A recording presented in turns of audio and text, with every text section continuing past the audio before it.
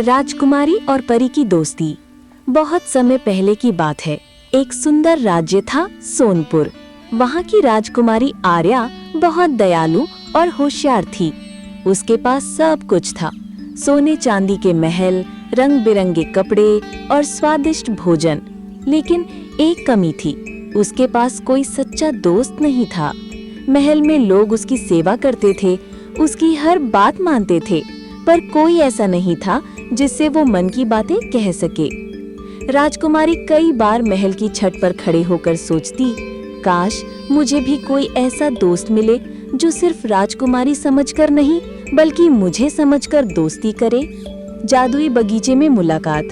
एक दिन राजकुमारी सुबह सुबह महल के बगीचे में टहल रही थी।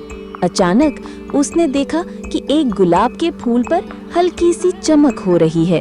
जब वो पास गई तो देखा कि वहाँ एक नन्ही सी परी बैठी थी। परी के पंख इंद्रधनुष जैसे चमक रहे थे। वो बहुत प्यारी थी, लेकिन थोड़ी उदास दिख रही थी। राजकुमारी ने धीरे से पूछा, तुम कौन हो और इतनी उदास क्यों लग रही हो? परी बोली, मेरा नाम परिणी है। मैं जादुई जंगल से आई हूँ, लेकिन रास्ता भटक गई हूँ और अब वापस कैसे जाऊँ समझ नहीं आ रहा। राजकुमारी ने मुस्कुराकर कहा, तुम चिंता मत करो, जब तक रास्ता नहीं मिलता तुम यही मेरे साथ रह सकती हो। परी ने हैरान होकर पूछा, सच? क्या तुम मुझे अपने महल में रहने दोगी?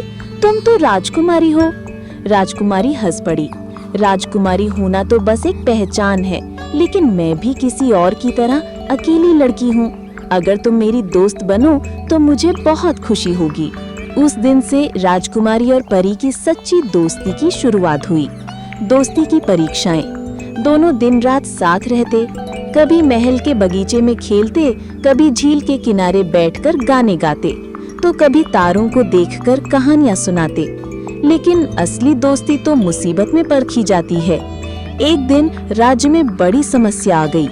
पास के गांव में भयानक सूखा पड़ा, खेत सूख गए, लोग परेशान हो गए। राजा भी चिंतित हो गए। अगर बारिश नहीं हुई तो पूरा राज्य भूखा रह जाएगा। राजकुमारी ने सोचा, अगर मैं सच में अच्छी राजकुमारी हूँ तो मुझे अपने लोगों की मदद करनी चाहिए। उसने अपनी दोस्त परी से कहा, परिणी, क्या तुम अपने जादू से बारिश ला सकती हो?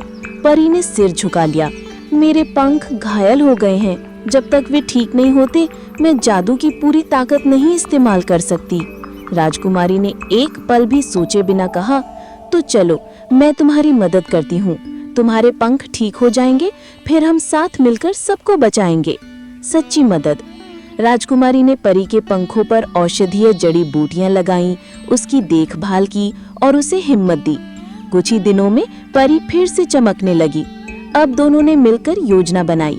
राजकुमारी ने गांव वालों को संगठित किया, कुएं खुदवाए, पानी इकट्ठा कराया।